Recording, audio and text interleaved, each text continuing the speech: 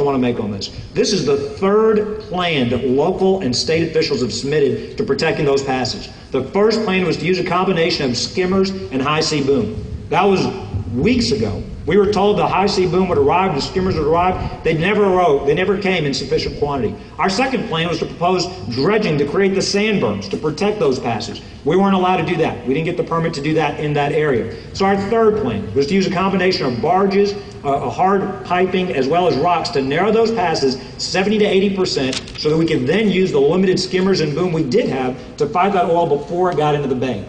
We waited for over a month, answering questions, modifying the plan, going from 5 passes to 2 passes in response to the concerns that were raised. We made it clear throughout the process the rocks could be temporary, they could be removed if that would answer their objections. After a month, after being told the answer was going to come tomorrow for a month, we finally got the rejection on Saturday over this weekend. We asked the Corps what their plan was. We said, fine, this is the third plan we've submitted. You've rejected all 3 plans. Last week, we didn't see anything in the passage. There was no protection as the oil came inside the bay. We said, no is not an alternative, no is not a plan. Stop shooting down our plans. Tell us what your alternative is. They didn't do that. So now we've come up, we're modifying the plan, making it explicitly clear BP would put the money in escrow. They could remove these rocks. But let's be crystal clear.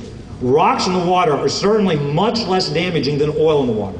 Only a bureaucrat in D.C. could tell us that it would be better to let that oil come inside the bay. And so we're modifying again the plan, submitting it now for the 4th time. And our message to them is stop saying no, give us your plan, give us your alternative. They haven't done that. It's been almost 80 days after the explosion. They still haven't done that.